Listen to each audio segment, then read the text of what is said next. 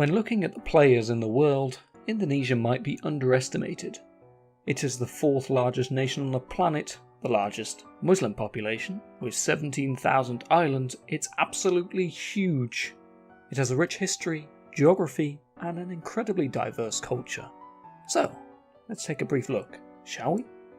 Our journey begins more than 4,000 years ago, with the Austronesian people. Before them, we had 1 meter tall hominids, Flores man, because he was discovered in the Flores. And there's also Java man, because he was discovered on the island of Java, the first known fossils of the species Homo erectus. These humans are fundamentally different from us, Homo sapiens. So back to Homo sapiens.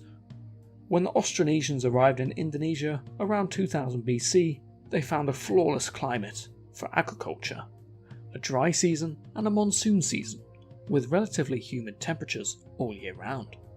In terms of spawn point, Indonesia has one of the best and worst in the game. The land is sat on one of the world's most impressive geological marvels. The Ring of Fire, by all accounts, does not sound good. Indonesia lies on this belt of the Pacific Ocean where massive slabs of molten rock collide. These tectonic plates cause magnitudes of earthquake after earthquake, volcano after volcano. On the other hand, these plumes of hot, fiery madness provide rich, fertile soil. What does this mean? It means lots and lots of food, which means your people will not starve, and give surplus, a great bonus to increase your population. Many maritime kingdoms arose on the islands of Sumatra and Java, with the Straits of Malacca being a strategic location along major sea lanes connecting East Asia, South Asia, and Oceania. As Javanese merchants and other sailors set off on voyages throughout the region, Indian culture spread across all of Southeast Asia from the 1st century, bringing Hinduism and Buddhism to the region. It was in the 7th century that the Srivijaya Empire established major control over large areas of Sumatra, Western Java, and much of the Malay Peninsula. There were, of course, other Hindu and Buddhist kingdoms, like the Mataram Kingdom, based in central Java. Here, Javanese art and architecture flourished. Temples were constructed like Borobudur, the largest Buddhist temple in the world, as well as Prambanan, the largest Hindu temple in Indonesia.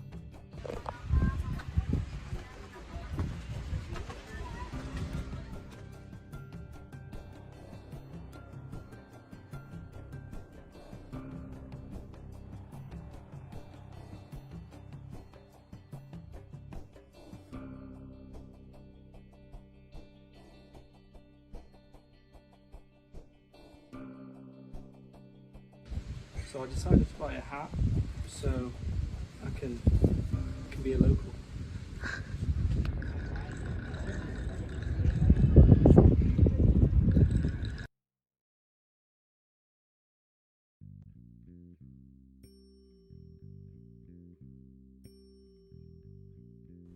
The Srivijaya Empire was Buddhist and had good relations with the Chola Empire in southern India.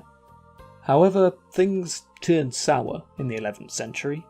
After raids from the Chola Empire and conflicts with other Javanese kingdoms, the Srivijaya Empire lost its influence, turning the Chola king from a level 1 or 2 player to a level 50.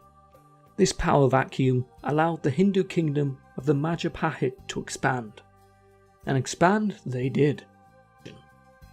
When the Yuan dynasty of China came knocking at the door in the form of invasion, the Majapahit Empire at first collaborated with the Chinese or Mongol troops and defeated a rival kingdom, only to then turn on them and repel them from the islands. After the death of the Prophet Muhammad in 632 AD, Islamic caliphates embarked on military campaigns, expanding their territory through conquest. As we all know, to win the game you need a great economy. Economies are built through trade, and trade routes are the building blocks. The Indian Ocean has been a vital trade route since ancient times. Traders would time their voyages based on the monsoon patterns, using predictable winds to facilitate their journeys. Seeking spices and bargains, it was the Arab Muslim traders and merchants who played a critical role in the spread of Islam. The Majapahit rulers expanded their influence to encompass other islands, with a primary focus on exerting and maximising control of the lucrative spice trade. And they had great success, but maintaining that success was difficult. It would be a good old-fashioned succession crisis that would weaken the empire. This allowed the newly formed Sultanate of Malacca to gain a foothold. As time went on, many other smaller petty sultanate kingdoms emerged, and this is how Islam came from Arabia to Indonesia.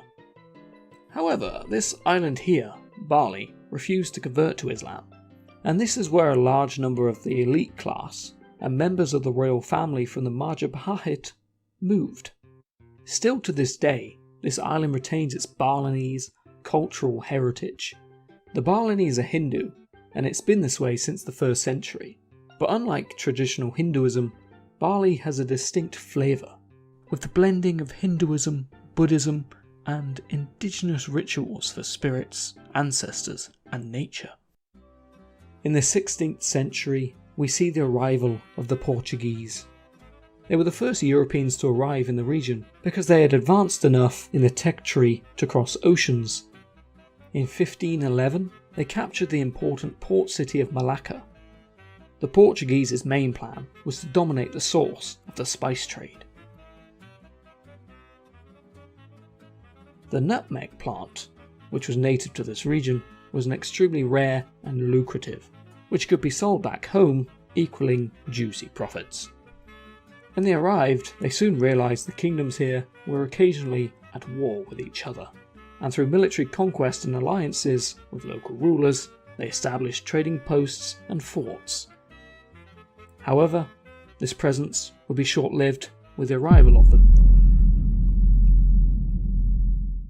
Enter the Dutch, or rather a company who were Dutch, the VOC, or the Dutch East India Company. These guys were given autonomy by the Dutch government, all in the name of profit. The company was granted the authority to engage in warfare, detain and execute prisoners, conduct treaty negotiations, mint its own currency, and establish colonies. The VOC conquered the western Javan city of Jayakarta, where they then founded the city of Batavia. From here they fought with the Portuguese to completely control the spice trade, all the while exploiting the fractured small kingdoms in Java. The Dutch used all the standard acts of brutality on their subjects like many other European powers at the time. They brought better organisation, weapons, ships, education, and superior financial backing. It was in this period that Malay became the administrative language, as it had been used by traders for centuries. Unlike other European colonists, whose language became commonplace among colonies, few people speak Dutch today, and few words made it into what would become the Indonesian language. In 1799, the Dutch East India Company went bankrupt, and the Dutch government took control of the colony. But wait, what's going on in Europe? Napoleon, a military commander and later emperor, absolutely battered the powers of Europe, and the Dutch were now in the hands of sneaky Napoleon. Until his defeat in 1815. The Dutch regained control of the East Indies after Napoleon. Through conquest they expanded their power, defeating kingdoms in Lombok, Sulawesi, the Banten Sultanate, and Aceh.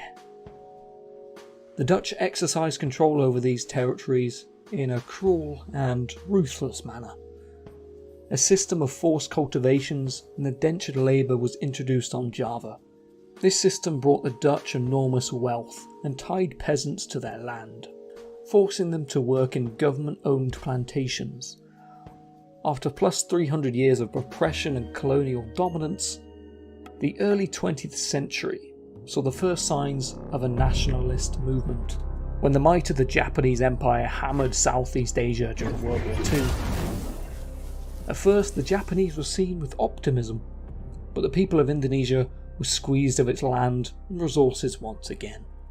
subjugated and oppressed by a different name and flag. When the Japanese withdrew towards the end of World War II, Sukarno and Hatta proclaimed Indonesian independence on the 17th of August 1945. The Dutch, initially backed by the British, tried to re-establish rule. Indonesians, having hundreds of different languages, ethnic groups, cultures and customs, Javanese, Sudanese, Balinese, Bantonese, Malays, you name it, they were all united with one thing: the hatred for the Dutch and colonies in general. The conflict lasted 4 years. Indonesia managed to gain some diplomacy points along the way, winning support from the UN. On the 27th of December 1949, after 4 years of war, Indonesia was victorious, and the Netherlands officially recognised Indonesian sovereignty. There are several ways to form a nation. This new nation had 3 ideals: one motherland, one nation, and one language. Most Indonesians still speak a different regional language as their native language. Because of its rich history and culture, there's a lot of different languages, over 700 in fact. However, Sukarno and other revolutionaries adopted Bahasa Indonesia as the nation's official language. In the 1960s, Sukarno got support from the Soviet Union and invaded the Netherlands' New Guinea. The Netherlands had failed to commence talks on the future of this region. As communism grew in Indonesia, the United States stepped in with some CIA interference. Sukarno out, and plus one anti-communist dictator. It should be noted that Suharto was not the friendliest of people. His actions resulted in hundreds of thousands of people being killed, imprisoned by the military. Many communists and left-wing thinkers were put to the sword. He also invited major foreign investment into the country, which produced economic growth, all the while making himself and his family rich through business dealings and some good old-fashioned corruption. This region here is home to the indigenous people of New Guinea, commonly called Papuans. The Papuans were meant to be given a choice for independence. But if the Papuans get independence, will other regions follow? And they also found out there's a lot of rich natural resources here. And who would want to give that up? The international powers turned a blind eye, and this territory is still part of Indonesia. Oh, and there was an annexation of Portuguese Timor in 1975. Democracy emerged at the turn of the 21st century. Indonesia continues to be an intriguing country. Economically, it's a growing economic powerhouse, but it's still a third world country by global standards. Within this country, there's literally thousands of ethnic groups, each with different cultures and customs. The Sudanese have traditional puppetry, where storylines are played out by skillful puppeteers. The Balinese have a tooth filing ritual, a passage to adulthood where 6 of the upper teeth are smoothed and chiselled using a special tool by a holy priest. You'll also find an ancient art called batik all across Indonesia. Batik clothing is worn for formal and casual events, celebrations, ceremonies, and even used in daily occurrences. Each unique pattern or design has its own philosophy or symbolic meaning. I cannot mention every single culture or custom in detail, as well we would be here all day. But this country certainly has unity in diversity.